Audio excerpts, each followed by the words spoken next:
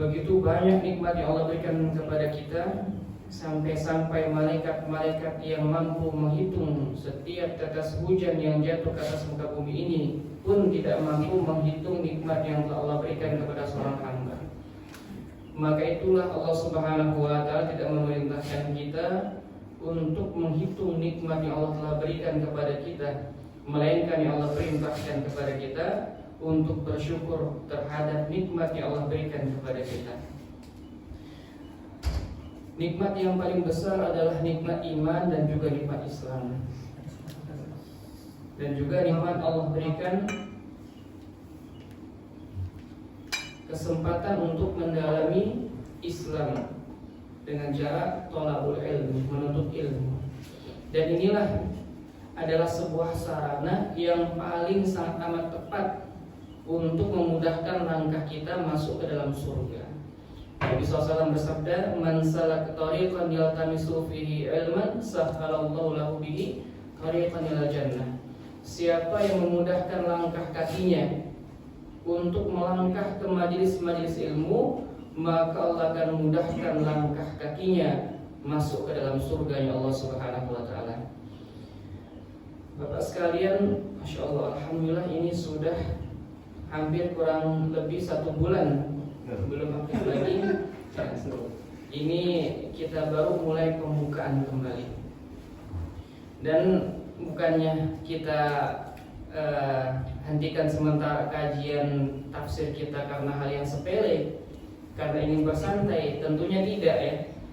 Dalam rangka apa? Silaturahmi sesama keluarga, dalam suasana bulan suci Ramadan yang telah usai, menyambut bulan Syawal yang biasa kita kenal dengan Lebaran. Maka ada juga agenda biasanya kaum muslimin di Indonesia, agenda halal bihalal. Ini juga termasuk hal yang sangat amat penting. Jadi tidak bisa diremehkan bahwa ini adalah hal yang sangat amat penting. Hal yang Nabi SAW pernah suatu ketika bersabda kepada para sahabatnya bahwa Fulan bin Fulan adalah orang yang akan menjadi penghuni surga. Maka sahabat-sahabat yang lain ketika mendengar surga, maka langsung terkesima, terpukau. Kenapa orang ini belum lagi dia menjumpai ajalnya, tapi sudah mendapat jaminan surga? Maka ada satu orang sahabat yang ingin meneliti apa amalan sahabat yang ini yang sampai-sampai dia dijamin masuk surganya Allah Subhanahu wa Ta'ala, padahal dia belum lagi meninggal dunia. Maka sahabat yang penasaran ini, dia kunjungi rumah sahabat yang sudah dijamin masuk surga. Kemudian dia berdalih sedang ada masalah dengan orang tuanya. Maka dia minta izin agar diperkenankan untuk menginap bermalam di rumah si orang yang sudah dijamin masuk surga ini. Kemudian ketika malam hari, sahabat yang penasaran ini tidak tidur, melainkan dia meneliti apa kira-kira amalan sahabat ini sampai-sampai kok Nabi SAW menjaminnya masuk ke dalam surga. Maka diteliti di permulaan malam, nampaknya tidak ada amal yang istimewa. Kemudian di pertengahan malam diteliti juga, kok nampaknya juga tidak ada amal istimewa. Semua amalnya biasa, standarnya para sahabat saja.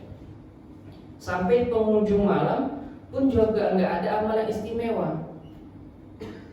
Maka dia berpikir, apa mungkin dia kurang teliti dalam meneliti amalan hamba Allah tersebut. Maka dia minta izin untuk bermalam untuk kedua kalinya, untuk benar-benar mentelaah apa benar orang ini punya amal istimewa, baik sholat tahajudnya atau baca Al-Qurannya, atau dari segi amal-amal yang lain, sehingganya orang ini masuk ke dalam kategori penghuni surga. Maka di malam yang kedua dia teliti, ternyata juga sama apa yang dia lihat pada malam pertama. Tidak ada amalan-amalan yang istimewa. Sampai akhirnya dia minta lagi izin untuk bermalam ketiga kalinya, karena memang batas bertamu ke rumah seseorang ini, batas durasi waktunya adalah maksimal 3 hari lamanya. Maka setelah 3 hari dia mendapati hal-hal sama saja, ibadahnya tidak ada istimewa sebagaimana sahabat-sahabat yang lain. Maka untuk menghilangkan rasa penasarannya, dia bongkar rahasia dia kepada si pemilik rumah. Dia mengatakan, wahai saudaraku Fulan bin Fulan, sebenarnya tidak ada konflik antara saya dengan ayah saya. Hanya saja saya berdalih demikian agar bisa diizinkan bermalam di rumah kamu. Apa tujuannya? Nabi SAW bersabda kepada kami, memberitahu kepada kami bahwa kamu adalah orang yang akan masuk ke dalam surga. Maka itu kami heran dan kami penasaran, apa rahasia amalan kamu sehingganya Allah berikan kamu anugerah yang luar biasa. Maka hamba Allah ini mengatakan, ya amalan saya sebagaimana yang kamu lihat. Di permulaan malam, itulah amalan saya. Di pertengahan malam, ya demikian pula lah amalan saya. Sampai di penghujung malam, ya demikian pula amalan saya. Maka sahabat yang penasaran ini tidak terpuas hatinya. Apa sebabnya? Karena dia belum mendapatkan jawaban dari rasa penasarannya. Apa kira-kira amalan yang istimewa dari orang ini? Ketika dia hendak pulang, maka si pemilik rumah memanggil, wahai kawanku Fulan bin Fulan, aku akan beritahu kamu tentang sesuatu hal. Memang amalan saya, kata dia, semuanya biasa-biasa saja. Akan tetapi ada satu hal yang mungkin kebanyakan orang tidak memilikinya. Apa itu? Saya memiliki hati yang bersih, tidak ada kedengkian, tidak ada kebencian barang setitik pun kepada orang lain. Setiap orang lain memiliki salah kepada saya, maka sebelum orang itu minta maaf, saya sudah memaafkannya. Sebaliknya, apabila saya memiliki salah kepada orang lain, saya menyakiti hati orang lain, maka sebelum orang tersebut meminta tuntut maaf kepada saya terlebih dahulu memohon maaf kepada orang tersebut. Maka sahabat yang penasaran ini mengatakan, demi Allah, inilah amalan yang paling istimewa yang belum tentu semua orang dapat melakukannya. Memiliki rasa baik sangka, senang, cinta kepada saudara muslimnya. Sesuai dengan hadis Nabi SAW yang diriwayatkan oleh Imam Tirmidzi dari sahabat Anas radhiyallahu anhu, suatu ketika Nabi SAW berpesan kepada sahabat Anas radhiyallahu anhu. Apa pesan Nabi SAW kepada beliau? Nabi berpesan, ya bunayya, in qadarta an tusbiha wa tumsiya wa laysa fi qalbika ghishun li ahadin faf'al. Kata Nabi SAW kepada sahabat Anas, duhai anakku, seandainya engkau mampu melalui pagi harimu dan juga sore harimu, sedangkan di hatimu tidak ada kebencian, tidak ada kedengkian kepada orang lain, maka lakukan hal tersebut. Kemudian Nabi SAW melanjutkan sabdanya, ya bunayya, dzalika min sunnati. Wahai anakku, itulah termasuk daripada sunnahku dan juga sunnah nabi-nabi yang lain. Wa man ahya sunnati faqad ahabbani wa man ahabbani kana ma'i fil jannah. Siapa yang menghidupkan sunnahku, kata Rasul Muhammad SAW, maka dia sudah menjadi orang yang mencintaiku. Dan siapa yang mencintaiku, maka dia wajib di surga bersamaku. Maka itu sahabat ini mengamalkan hadis ini, menjalani waktu pagi dan juga waktu sorenya, bahkan 24 jam dalam kehidupannya, tidak ada rasa benci kepada orang lain. Maka itu penting bagi kita, bukan hanya sekedar lepas daripada Ramadan kita meminta maaf kepada orang lain atau juga memberikan maaf kepada orang lain saja. Seyogianya setiap diri kita, baik di luar bulan Syawal maupun dalam bulan Syawal, harus punya sifat pemaaf. Dan inilah yang Allah Subhanahu wa Ta'ala perintahkan kepada setiap kita. Dikatakan bahwa takhallaqu bi akhlaqillah, berakhlaklah kalian dengan akhlak jamalnya Allah. Jadi kita diperintahkan untuk meniru akhlak Allah dalam akhlak-akhlak jamalnya Allah atau sifat-sifat jamalnya Allah, bukan sifat jalalnya Allah. Di antara sifat jamalnya Allah adalah Allah Maha Pengampun lagi Maha Pengasih. Maka itu kita sebagai hamba Allah yang baik hendaknya saling memaafkan satu sama lain. Maka Bapak sekalian, dalam menyikapi apabila ada orang yang menyakiti hati kita, kemudian kita sakit hati dengan tutur katanya atau juga sikapnya kepada kita, maka baiknya untuk menjadi orang yang selamat adalah kita pertama kali menyalahkan diri kita terlebih dahulu. Apabila ada orang menyakiti kita, dia cibir kita, dia olok-olok kita, dia cemooh kita, maka orang yang selamat adalah orang yang pertama kali menyalahkan dirinya. Maka kita salahkan terlebih dahulu diri kita, meskipun kata-katanya yang membuat kita sakit. Umpamanya dengan pasangan hidup kita, istri kita. Kalau seandainya ada kata-katanya dia yang menyakiti kita, maka terlebih dahulu kita salahkan diri kita. Apa sebabnya? Berarti kalau kita masih sakit hati dengan saudara muslim kita, kita belum menganggap dia sebagaimana saudara. Karena Nabi SAW mengatakan al-muslim akhul muslim. Seorang muslim itu adalah saudara bagi orang Islam lainnya. Nah, kalau hari ini ada orang yang ada konflik dengan saudaranya, ada keributan dengan saudaranya, lantas berhari-hari dia diamkan, berhari-hari dia acuhkan, maka ini orang belum menganggap orang tersebut adalah saudaranya.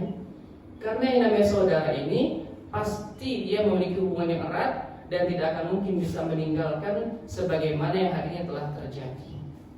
Atau kalau misalnya tidak bisa kita demikian rupa, maka kita perhatikan hadis Nabi SAW yang mengatakan bahwa orang Islam terhadap orang Islam lainnya sebagaimana satu buah anggota tubuh. Satu anggota tubuh sakit, maka anggota tubuh yang lainnya. Hari ini coba kita pikirkan, umpamanya di sebelah tangan kiri kita ada luka yang sakitnya luar biasa. Kemudian di sekeliling luka tersebut ada rasa gatal, maka tangan kanan coba penggaruk rasa gatal tersebut.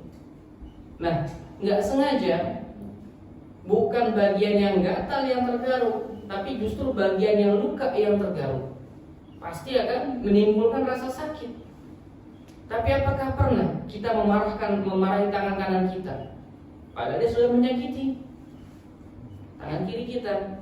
Tentunya tidak. Tidak mungkin kita marahi tangan kanan kita. Wah, kamu ini sudah bikin tangan kiri saya sakit. Tidak.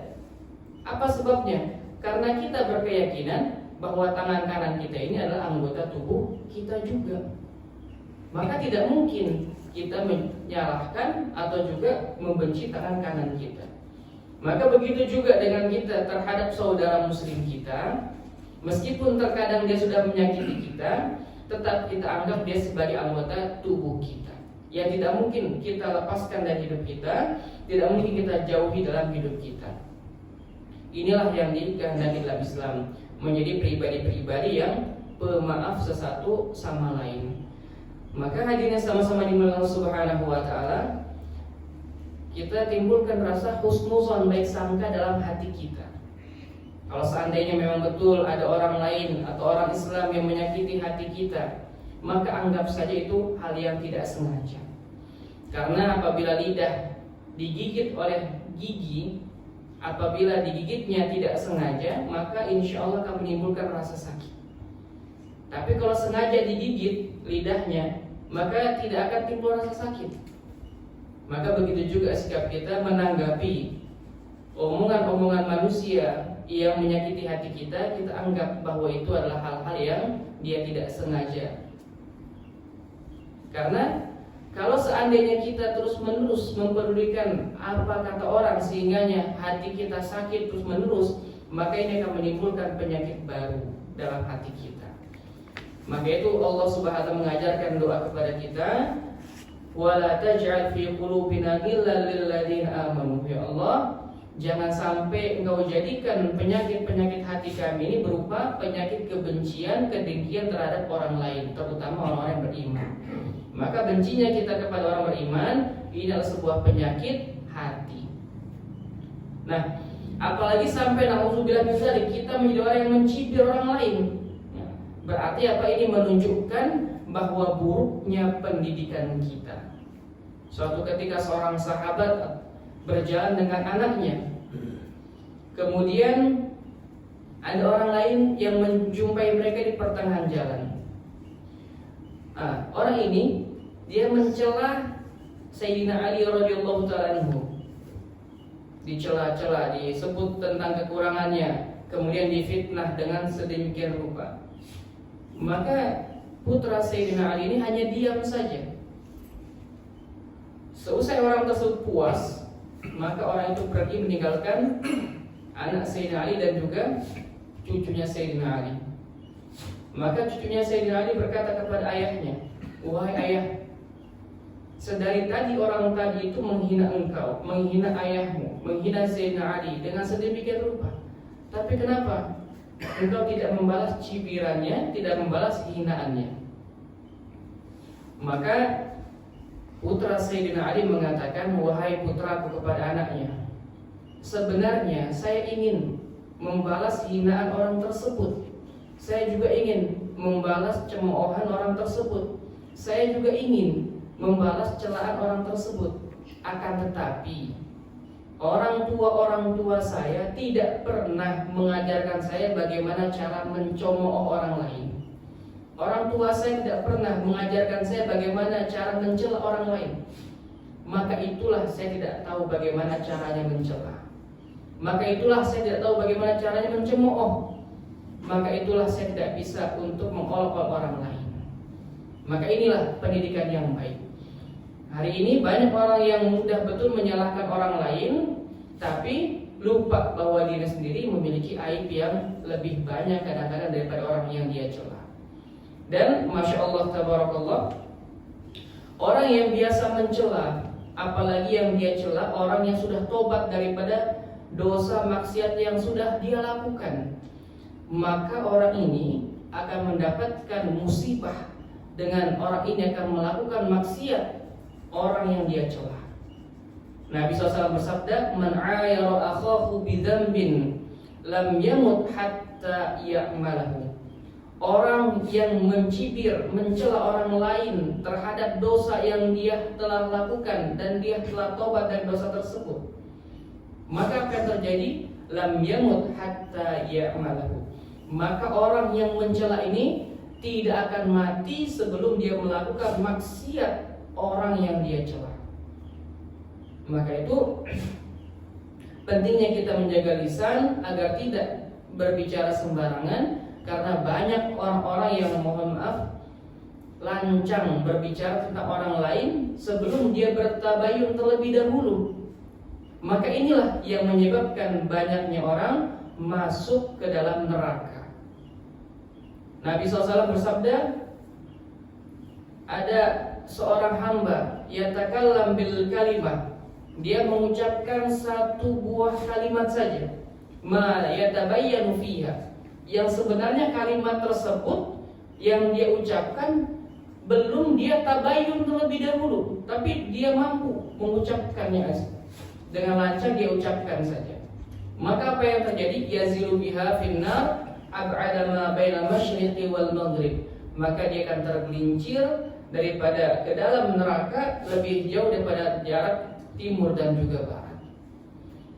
Karena dosa yang berkaitan dengan anak Adam itu lebih berat dibandingkan dosa-dosa yang berkaitan dengan Allah.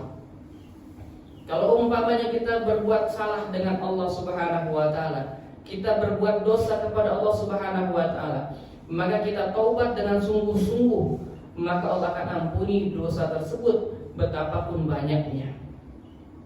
Maka suatu ketika seorang yang sudah tua renta datang kepada Nabi Muhammad SAW, sampai-sampai saking tuanya orang ini, alisnya sudah menutupi matanya. Dia mengatakan kepada Rasul, "Wahai Rasul Muhammad SAW, aku ini orang yang sudah tua renta, dosaku juga tak terhitung banyaknya. Dari usia balik sampai usia senja ini, saya lakukan maksiat, seluruh maksiat. Tidak ada satupun maksiat kecuali saya sudah melakukan jenis maksiat tersebut. Kalau seandainya saya taubat pada Allah Subhanahu wa taala, masuk ke dalam Islam, apakah dosa-dosa saya semuanya digugurkan oleh Allah Subhanahu wa taala? Maka Nabi SAW mengatakan, iya tentu. Islam, sholat, istighfar, dan juga amal-amal ibadah yang lain menggugurkan dosa-dosa yang telah dilakukan. Maka dia masuk ke dalam Islam, kemudian memperbaiki amal ibadahnya, Allah ampuni dosa-dosanya. Tapi kalau seandainya dosa yang berkaitan dengan anak manusia, maka ini dosanya berat. Apa sebabnya? Tidak semua manusia memiliki hati yang mudah memaafkan. Dan seandainya manusia itu mungkin mudah memaafkan kalau kita minta maaf, tapi tidak semua manusia yang berusia panjang. Bisa jadi kita buat kesalahan sama orang, kemudian kita belum lagi meminta maaf kepada dia, tapi orangnya sudah mati terlebih dahulu, maka belum sempat kita minta maaf kepadanya. Maka ini rentetan masalahnya akan terus berujung sampai akhirat kelak. Maka itu Nabi SAW memberitahu kepada kita untuk berhati-hati dengan yang namanya hati manusia. Karena hadirin yang sama-sama dimuliakan Allah Subhanahu wa taala, kalau seandainya manusia ini melakukan sebuah dosa, dia sulit biasanya meminta maaf. Tapi apabila ada orang lain melakukan dosa kepadanya, biasanya dia sulit untuk memaafkan. Maka itu Nabi SAW menyuruh kita untuk berhati-hati dengan yang namanya hati manusia. Jamaah sholat subuh yang sama-sama dirahmati Allah Subhanahu wa taala, maka penting bagi kita untuk apa? Untuk meminta maaf. Jadi ini kegiatan yang luar biasa positifnya. Sampai-sampai Nabi SAW mengatakan bahwa orang yang mati fi sabilillah, yang ganjarannya luar biasa hebatnya, dia masuk surga tanpa hisab dan bisa memberikan syafaat kepada banyak orang agar orang-orang tersebut bisa juga masuk ke dalam surga. Tapi ada yang menghalanginya untuk masuk surga. Apa itu? Yaitu hutang kepada manusia yang belum ditunaikan. Maka inilah yang akan menghalangi dia masuk ke dalam surga. Maka itu Bilal radhiyallahu ta'ala anhu, seorang sahabat Nabi, memberikan pelajaran penting kepada kita mengenai bagaimana hati-hatinya seseorang muslim kepada orang lain meskipun dia bukan orang Islam. Apa pelajaran yang beliau berikan? Beliau pernah meminjam uang kepada seorang Yahudi yang akhlaknya kurang bagus, kasar dalam menagih hutang. Tapi Bilal meminjam hutang kepada orang Yahudi tersebut. Dan ketika hendak jatuh tempo, maka orang Yahudi tersebut datang kepada Bilal, membentak-bentak Bilal, menghardik Bilal dengan hardik yang keras. Sampai-sampai keluar dari mulutnya, wahai Habasyi, wahai orang Habasyi yang hitam legam, ingat bahwa hutang kamu sebentar lagi jatuh tempo. Kalau kamu gak mampu bayar, maka siap-siap kamu kembali menjadi budak sebagaimana masa-masa lalumu. Maka di sini kita bisa ambil kesimpulan, Bilal hati-hati betul dengan yang namanya hak manusia yang berupa hutang diantaranya. Padahal zaman itu ada Sayyidina Abu Bakar As-Siddiq radhiyallahu anhu yang mulia lagi dermawan, yang bahkan Bilal radhiyallahu anhu dibebaskan oleh beliau. Tapi Bilal tidak pinjam kepada Abu Bakar As-Siddiq. Ada juga Umar ibn Khattab radhiyallahu anhu, ada juga Utsman ibn Affan yang terkenal kekayaan dan juga kedermawanannya. Ada juga Abdurrahman bin Auf radhiyallahu anhu yang juga terkenal kekayaan dan juga kedermawanannya. Tapi Bilal tidak minjam kepada mereka. Karena apa? Kemungkinan besar kalau Bilal pinjam uang kepada mereka, mungkin gak ditagih. Mereka menunggu kesadarannya Bilal sendiri. Tapi kalau misalnya sama orang Yahudi ini, pasti Bilal ditagih, diingatkan. Maka begitu juga dengan kita. Kalau memang kita tipe-tipe orang yang tidak sadar dengan hutang dan juga meminta maaf kepada orang lain, maka baiknya kita pinjam kepada orang-orang yang memang tidak ada toleransi dalam menagih, tidak pandang bulu dalam mengingatkan masalah hutang dan juga kesalahan orang lain. Maka itulah jalan yang paling selamat. Maka halal bihalal ini juga adalah upaya agar jangan sampai langkah-langkah kita terhambat nantinya masuk ke dalam surga. Karena apa? Sebab ada hati orang di dunia ini yang kita sakiti dan kita belum minta ikhlas. Apalagi Masya Allah kemarin kita adakan silaturahmi ke keluarga masing-masing. Ini adalah satu hal yang luar biasa baiknya, luar biasa hebatnya. Sampai apa? Sampai ada yang sampai ada istilah memberikan apa THR kepada keponakan-keponakan, bahkan kepada orang tua. Ini juga hal yang positif. Kata Nabi SAW, siapa yang berjumpa dengan saudara muslimnya dengan cara yang dia sukai, maka Allah Subhanahu wa Ta'ala akan menyambut dia nanti dengan cara yang dia sukai. Ya. Umpamanya kita berikan kepada keponakan kita THR berupa uang, pasti mereka suka. Jumpa sama omnya, jumpa sama pamannya diberikan apa bingkisan berupa uang. Maka Allah akan hadiahkan kita dengan apa? Allah akan sambut kita dengan apa yang kita suka nanti. Buah hasil apa? Kita membahagiakan orang lain. Dan inilah yang Nabi SAW perintahkan kepada kita untuk memasukkan rasa bahagia kepada saudara muslim kita. Maka idkhalus surur ala qalbil muslim ibadatun. Memasukkan rasa bahagia kepada hati-hati orang Islam adalah ibadah yang luar biasa besarnya. Bahkan Nabi SAW juga mengatakan, man laki akhahul muslim bima yuhib yasurrahu bidzalika sarrahu Allah azza wa jalla yaumal qiyamah. Siapa yang berjumpa dengan saudara muslimnya dengan cara yang saudara muslimnya sukai, maka Allah Subhanahu wa Ta'ala akan membahagiakan dia pada hari kiamat kelak. Bahkan hadis Nabi SAW menerangkan, ma adkhala rajulan mu'minin sururan illa khalaqallahu azza wa jalla min dzalika surur malakan ya'budullah azza wa jalla.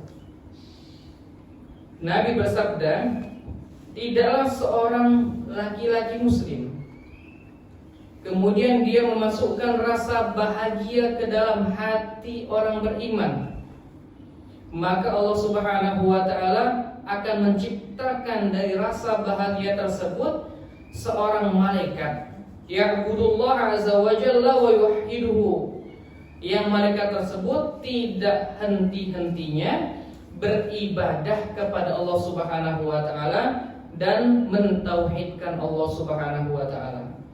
Fa idza shara 'abdu fi qabrihi, sehingga apabila orang yang membahagiakan orang lain ini masuk ke dalam kuburnya, maka atahu dzalika surur, maka kebahagiaan tersebut yang sudah menjadi wujud seorang malaikat akan datang menjumpai laki-laki tersebut. Fayaqul, kemudian malaikat yang bersumber dari kebahagiaan tersebut berpesan kepada orang yang telah memasukkan rasa bahagia kepada hati orang lain. Malaikat tersebut bertanya, ma ta'rifuni, tidak kenalkah kamu dengan saya? Maka orang tersebut mengatakan, man anta, saya tidak tahu siapa kamu. Man anta, siapa kamu?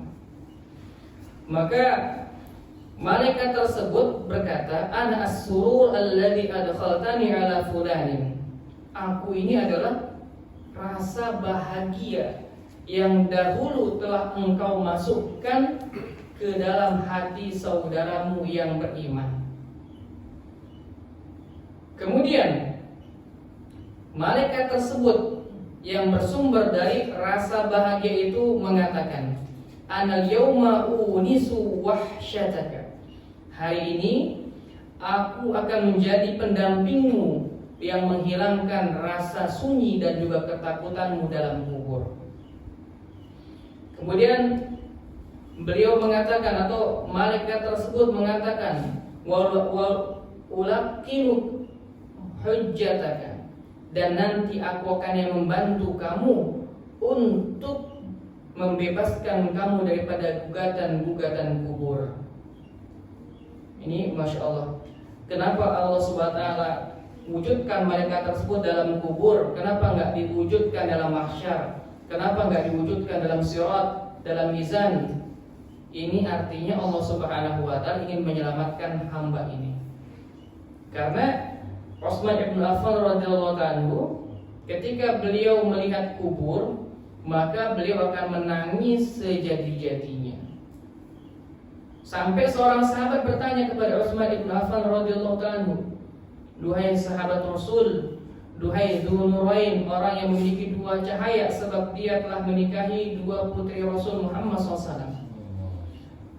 Mengapa engkau ketika diceritakan tentang surga dan neraka, tangisanmu tidak melebihi sebagaimana tangisanmu saat melihat dan juga mendengar dan menceritakan tentang kubur?" Maka Utsman bin Affan mengatakan apa? Sesungguhnya kubur adalah tahapan pertama bagi kehidupan orang setelah dia mati. Kalau seandainya dia sudah selamat dalam kubur, maka pasti langkah-langkah berikutnya di sirat, di mahsyar, di mizan akan selamat.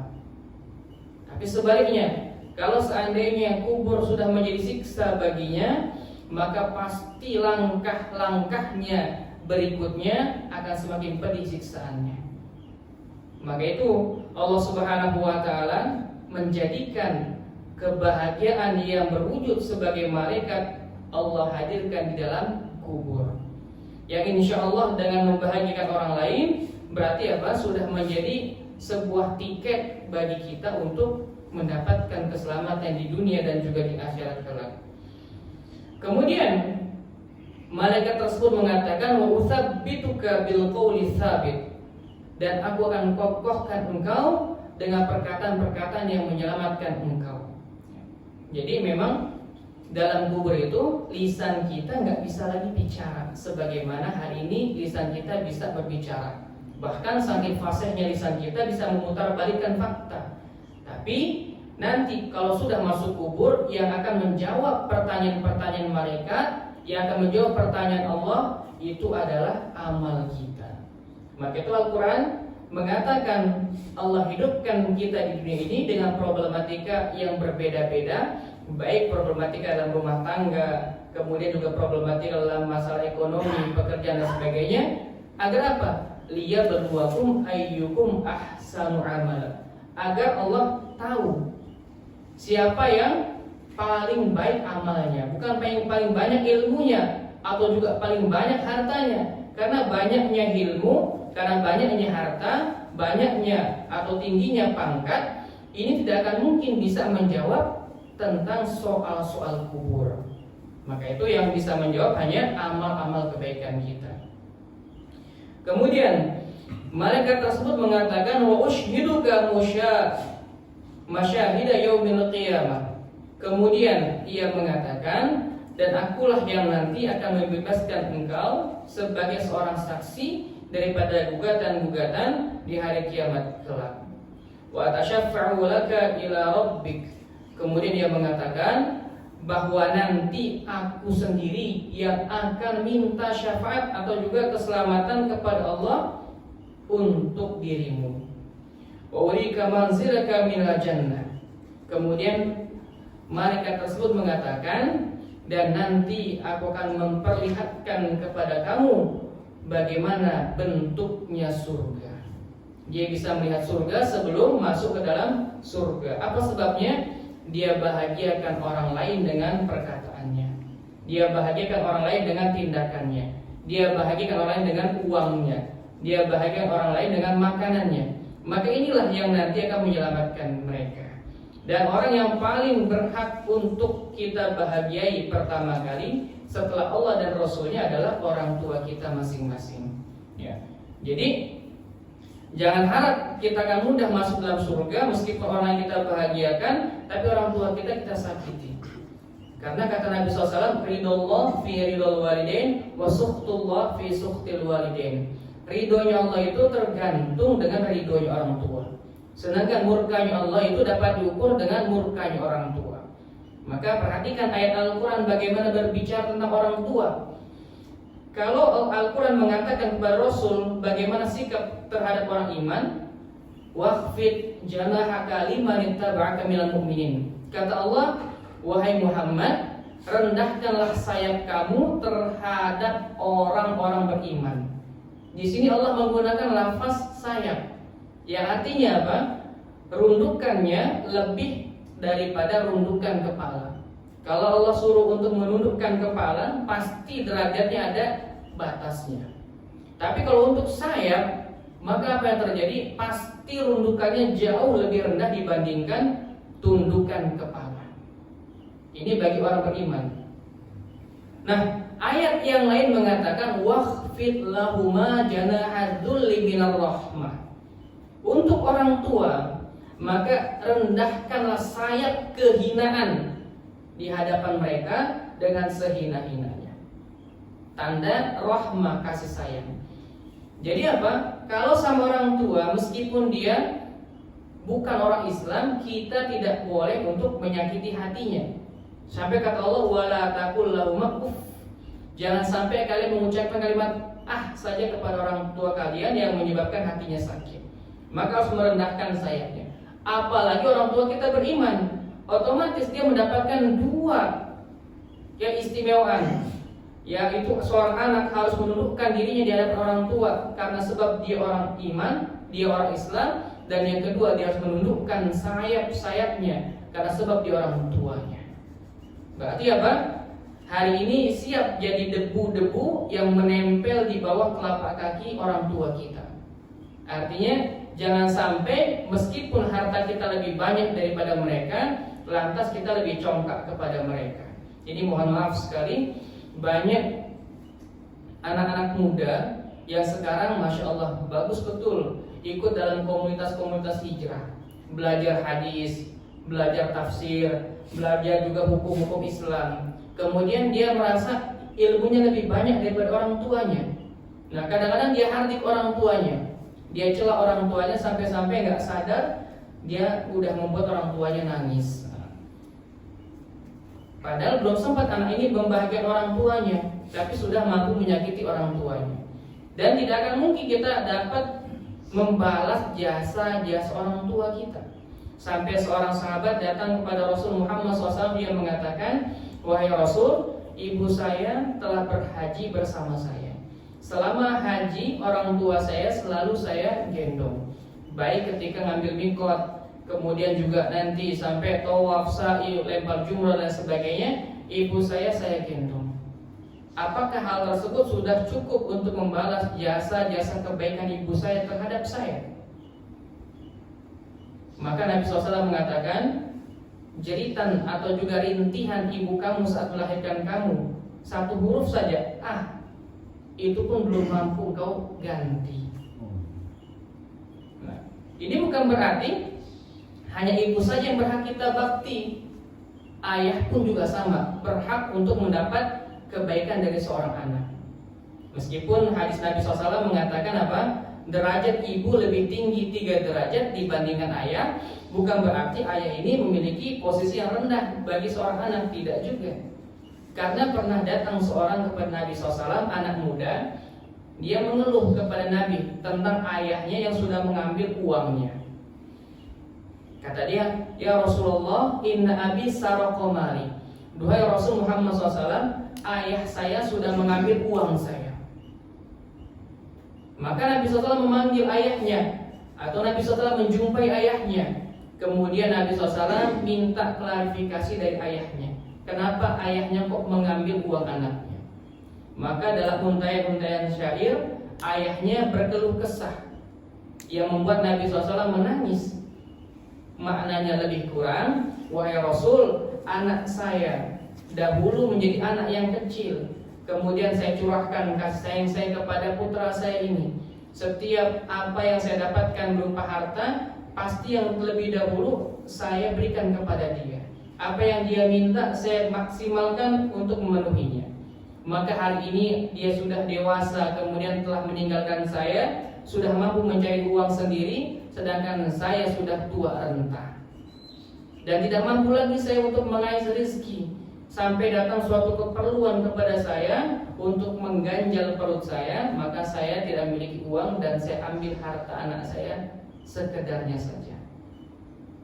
Maka Nabi SAW marah, ditarik lengan atau ditarik kerah baju anak ini, kemudian dilemparkan kepada ayahnya. Saya raya Rasul Muhammad SAW mengatakan, anta wa maluka li abika.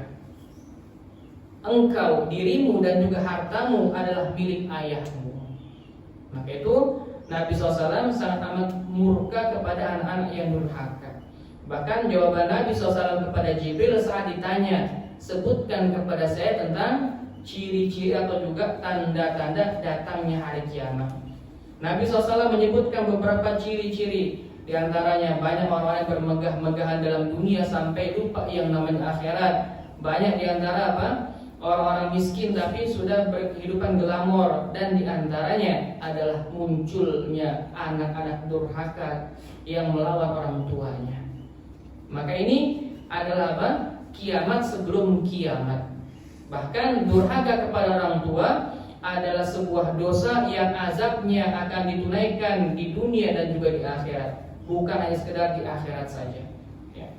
Bahkan anak-anak yang durhaka ini pun juga nanti akan melahirkan anak-anak yang durhaka berikutnya, bahkan jauh lebih kejam daripada kedurhakaan dia kepada orang tuanya sendiri. Sebuah riwayat mengatakan, kama tadinu tudan, sebagaimana hari ini kalian bertingkah laku kepada orang tua kalian, maka demikianlah sikap yang kalian akan peroleh daripada anak-anak kalian kelak. Maka na'udzubillah min dzalik, jangan sampai kita ini menjadi orang-orang yang Allah Subhanahu wa taala nobatkan sebagai orang yang durhaka.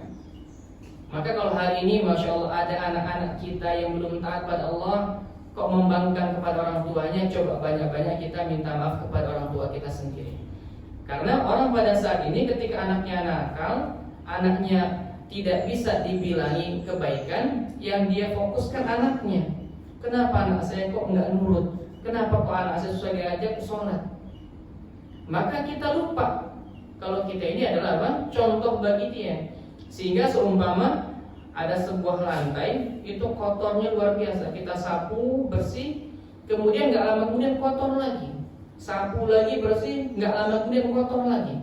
Maka jangan fokus kepada lantainya, coba lihat ke atapnya. Jangan-jangan kotoran tersebut jatuh dari atas atap, sehingga meskipun lantai kita bersihkan sedemikian rupa bersihnya, tetap akan kotor karena apa? Atapnya belum dibersihkan. Maka begitu juga gambaran kita. Pada suatu ketika ada satu keluarga, kemudian dia bawa anaknya jalan-jalan di sebuah tempat rekreasi. Kemudian ada jembatan dan ada sungai mengalir. Anaknya berkata kepada ayah dan ibunya ketika ada batok kelapa melintas di aliran sungai tersebut. Dia bilang, ibu, ayah, tolong ambilkan batok tersebut. Kemudian ayah ibunya bilang, buat apa nak? Nanti ibu belikan lagi yang baru, itu susah diambil. Kemudian anak ini bilang, enggak, saya pengennya itu, tolong ambil. Nangis-nangis anaknya minta diambilkan batok kelapa tersebut. Orang tuanya bersikeras, enggak usah, itu udah kotor, nanti kalau mau kita belikan yang baru. Sampai orang tua bertanya, untuk apa kamu mau ambil batok tersebut? Untuk minum. Kalau kamu mau minum, nanti kita belikan gelas yang kaca, gelas yang bagus. Tapi anak itu bersikeras, dia bilang saya pengen yang itu. Maka orang tuanya emosi, kemudian tanya, untuk apa kamu maunya gitu? Kenapa nggak mau yang lain? Maka anaknya bilang, untuk ngasih bapak dan ibu minum dari batok itu nanti kalau bapak dan ibu sudah tua. Nah, anak ini bisa tega bicara seperti itu sebabnya dia pernah melihat ayah dan ibunya memberikan minuman kepada kakek neneknya dengan apa? Dengan sembarangan. Diberikan dengan batok kelapa tersebut, suruh minum. Maka anak itu merekam dengan sangat amat baik dan dia ingin betul memperlakukan orang tuanya demikian rupa. Apa sebabnya? Warisan. Maka itu ulama mengatakan su'ul khuluqi yu'di. Buruknya akhlak, rusaknya karakter ini akan mewariskan kepada orang yang hidup di lingkungan orang tersebut. Bahkan Ibnu Athaillah dalam kitabnya mengatakan al-mujawirah mu'athirah. Pergaulan itu akan mempengaruhi. Bergaulnya seorang anak dengan ayah, dengan ibunya, biasanya kenapa mewariskan karakter dan juga sifat ayah dan ibunya. Begitu juga sebaliknya, karakter-karakter seorang anak biasanya apa? Ini warisan daripada ayah dan ibunya. Jarang betul seorang anak ini bisa lebih baik daripada ayah dan ibunya kalau memang ayah dan ibunya bukanlah orang yang baik. Maka kebaikan yang pertama kali harus kita berikan adalah kepada kedua orang tua kita.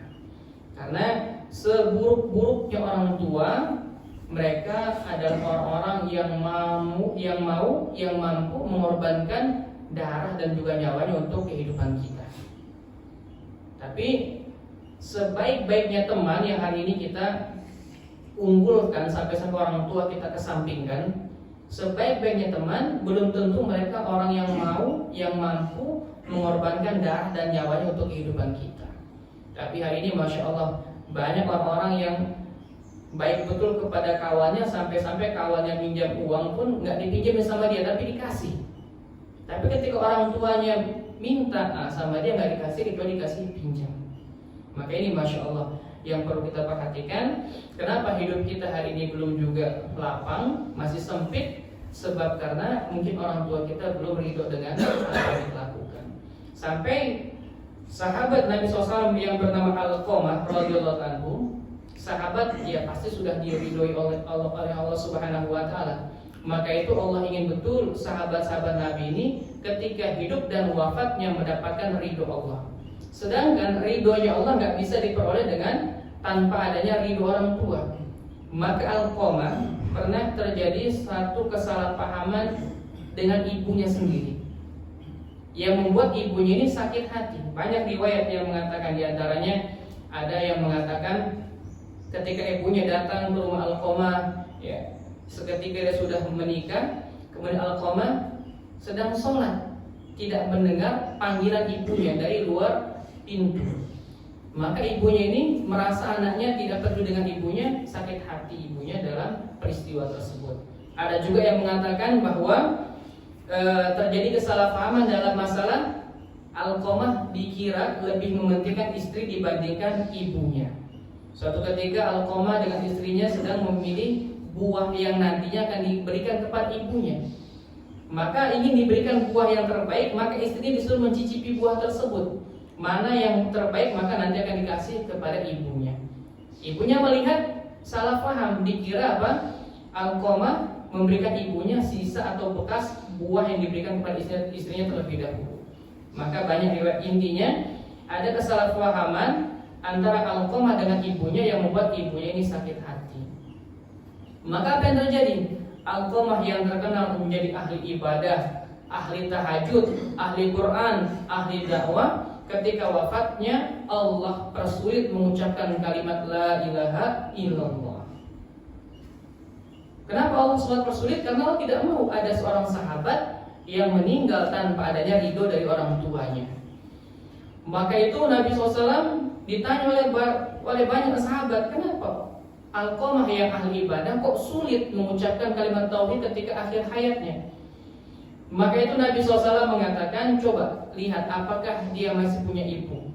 Ternyata betul masih ada ibunya. Kemudian Nabi SAW menyuruh meneliti apakah ibunya ini ridho dengan Alqamah. Dan ternyata betul ibunya masih ada rasa sakit hati kepada anaknya.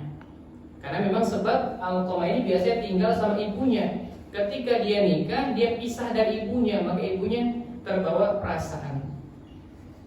Maka dibilang sama Nabi SAW kepada sahabat itu, sampaikan ke ibunya, suruh ridhoi Alqamah agar dia bisa mengucapkan kalimat la ilaha illallah dengan mudah. Maka saking sakit hati ibunya belum mau memaafkan. Sampai negosiasi terasa alot, maka barulah Nabi SAW mengambil alternatif terakhir.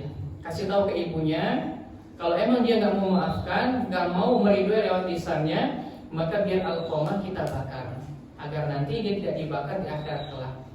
Maka disampaikan pesan kepada ibunya bahwa Nabi bersabda, kalau ibu tidak mau mengucapkan, mengikrar bahwa ibu ridho kepada anak ibu, maka biar Alqamah kita bakar. Maka timbul perasaan sejatinya seorang ibu tidak kuat melihat anaknya tersisa, maka ibunya langsung nangis sejadi-jadinya, dia datang kepada anaknya dan meridoi anaknya. Sehingga apa? Allah Subhanahu wa taala wafatkan Alqamah dalam keadaan Allah ridho dan juga Rasulnya ridho serta orang tuanya ridho, mengucapkan kalimat yang mulia, kalimat syahadat. Inilah yang apa? Yang menyebabkan para sahabat Allah Subhanahu wa taala ridhoi. Maka jangan sampai orang tua kita masih ada, kemudian juga masih lengkap, masih sehat, kita nggak mendapatkan ridho dari mereka. Nah, bagi mereka-mereka yang orang tuanya sudah meninggal dunia pun juga masih ada kewajiban berbakti kepada orang tua. Sampai kapan berbakti itu kita tidak lagi lakukan? Sampai kita yang mati. Kalau orang tua kita yang mati terlebih dahulu, masih ada kewajiban bagi seorang anak untuk berbakti kepada orang tua. Dengan cara apa? Bisa dengan bersedekah, kita niatkan untuk mereka. Bisa senantiasa kita doakan mereka selepas sholat sunnah maupun sholat wajib. Bahkan ada ulama yang mengatakan kalau kita habis sholat wajib kok gak mendoakan orang tua, maka ini bisa dikategorikan sebagai dosa. Kalau kita pernah melakukan sholat fardu tapi belum sempat mendoakan orang tua, maka dikodok doakan orang tua. Kemudian juga Nabi SAW mengatakan abarul birri an yasilar rajul udda abihi. Di antara baktinya seorang anak kepada orang tua yang sudah tiada ada dengan apa? Dengan melanjutkan cita-cita orang tuanya. Kemudian dengan apa? Dengan cara memperbaiki atau juga menjalin hubungan atau juga menjaga hubungan dengan orang-orang yang biasanya orang tuanya jalin hubungan dengan mereka. Dengan kerabat orang tuanya, kemudian juga dengan saudara-saudaranya, dengan rekan-rekan orang tuanya. Ini adalah apa? Tanda baktinya seorang anak kepada orang tua yang sudah Allah wafatkan. Jadi belum selesai ketika orang tua itu sudah meninggal, habis itu kita mengatakan merdeka. Enggak ada lagi apa? Habis uang untuk mereka. Enggak ada lagi apa? Perhatian untuk mereka. Tidak. Ini apa? Penting bagi kita perhatikan. Karena apa yang kita lakukan untuk orang tua kita itu akan sampai kepada mereka.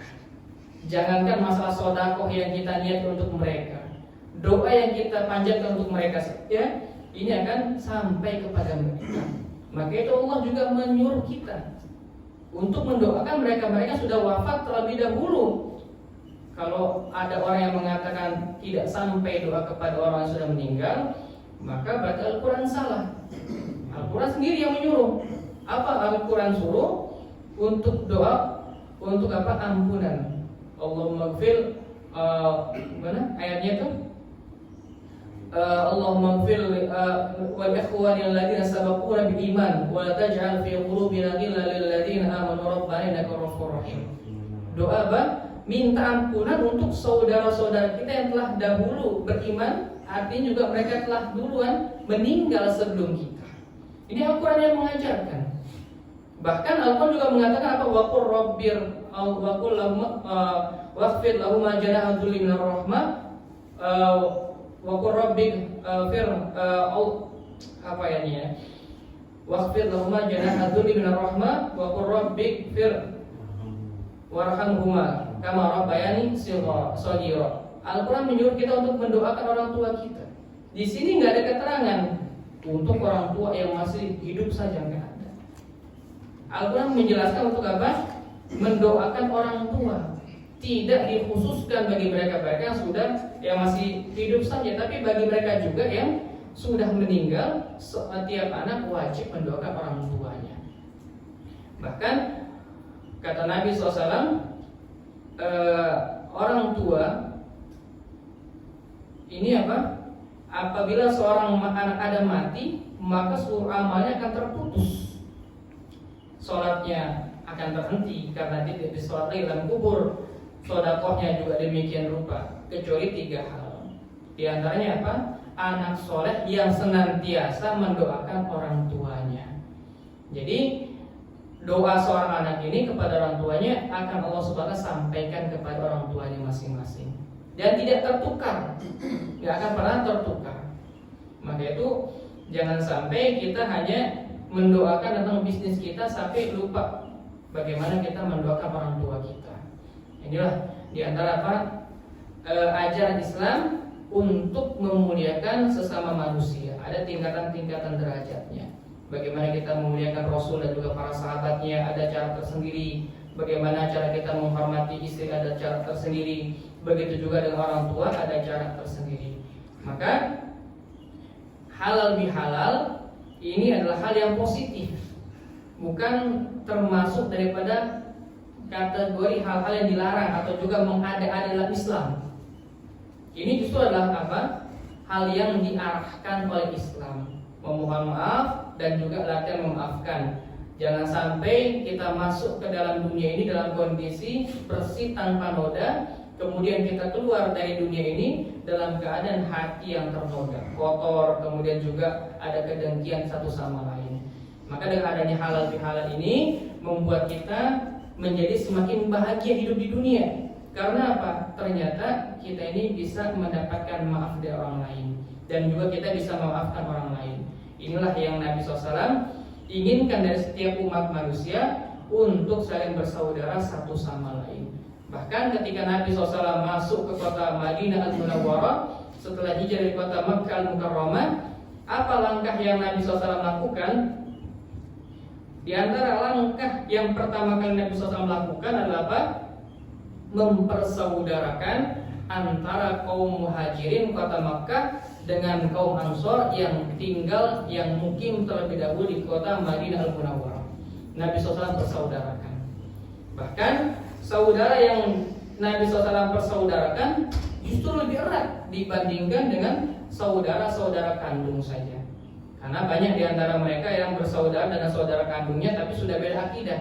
Tapi yang Nabi SAW saudarakan dengan sebab satu akidah, justru hubungannya lebih erat dibandingkan mereka-mereka yang sekedar bersaudara satu susuan atau juga satu kandungan. Sampai ada seorang sahabat, ya, di antaranya Sa'ad bin Rabi'i, itu dipersaudarakan dengan seorang sahabat Utsman atau juga Abdurrahman bin Auf. Maka dia sampai mengatakan, saya punya beberapa orang istri. Kalau kamu mau, maka kamu bisa pilih istri saya mana yang kamu inginkan. Nanti saya talak dia. Kemudian habis masa iddahnya kamu boleh ambil dia sebagai istri kamu.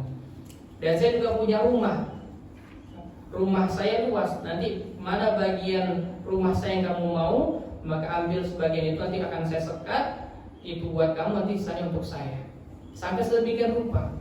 Nah, ini yang harus kita jadikan pelajaran. Inilah akhlak bagaimana orang-orang yang menjamu tamu, memberikan pelayanan yang paripurna. Tapi jangan mentang-mentang demikian perlakuan tuan rumah, kita sebagai tamu, sebagai apa, muhajirin, tidak tahu diri. Meskipun sahabat Abdurrahman bin Auf ditawari hal yang demikian rupa, beliau tidak mengambil istri sahabatnya, tidak mengambil rumah sahabatnya. Apa yang dia ambil? Dia hanya minta ditunjukkan mana lahan kosong yang nanti dia akan jadikan tempat tersebut sebagai ladang bisnisnya untuk berdagang. Ditunjukkan tempatnya di sana, kemudian dia buat perniagaan di situ, dan Allah SWT berikan dia kekayaan untuk kedua kalinya. Nah, inilah adab sebagaimana seorang tamu tidak menyusahkan orang tuan rumah, dan adab sebagai tuan rumah adalah memberikan pelayanan yang sempurna kepada tamunya. Tapi satu sama lain sama-sama apa? Memberikan hal yang terbaik kepada saudara muslimnya. Demikian mungkin yang dapat kita bahas pada pagi hari ini. Karena tentunya kita masih dalam suasana halal bihalal, maka pembahasannya seputar tentang halal bihalal ya. Jadi insya Allah nanti kita akan teruskan tafsir kita di pertemuan yang akan datang. Kemudian yang kami pribadi memohon maaf apabila tentunya dalam tutur kata, kemudian dalam sikap banyak sekali kekurangan di sana dan di sini. Dan apabila ada hal-hal yang janggal mungkin dalam majelis ini belum bisa terselesaikan, bisa nanti kita lanjut di luar majelis.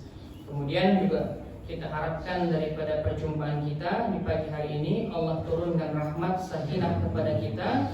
Kemudian Allah jadikan sebab langkah-langkah kaki kita dari rumah kita tadi untuk menuntut ilmu menjadi langkah-langkah kakinya orang-orang yang Allah berikan ridhonya dunia dan akhirat, sehingga anak keturunan kita nantinya akan Allah pilih menjadi ahli Al-Quran, ahli hadis, ahli tafsir, kemudian juga ahli ulama yang besar yang nantinya akan membimbing umat manusia semakin hari semakin dekat kepada Allah Subhanahu wa taala. Sehingga makin banyak orang yang belajar ilmu agama, sehingga semakin banyak orang yang mendakwakan ilmu agama. Demikian yang dapat kami sampaikan. Billahi taufiq wal hidayah. Al-afu minkum. Akhirul kalam. Assalamualaikum warahmatullahi wabarakatuh. Subhanallah wa bihamdihi, subhanallah wa bihamdihi, asyhadu an la ilaha illa anta, astaghfiruka wa atubu ilaik.